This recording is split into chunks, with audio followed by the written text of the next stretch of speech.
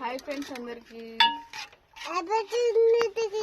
అందరికి అన్నిటికి అన్నం తింటారా అందరు? అయితే సాంబార్ ఈరోజు ఎట్లుంది తిని చెప్పాలి. ఎట్లుంది అక్క? బాగుంది.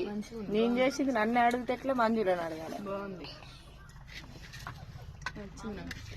బాగుంది అసలు. హాయ్ ఫ్రెండ్స్ అన్నిటికి సాంబార్ అన్నం ఇలా పొద్దున తింటున్నాం అనమాట. ఎందుకో తెలియదు, అంటే ఈ సాంబార్ అంటే ఇష్టం ఇంట్లో అందరికి.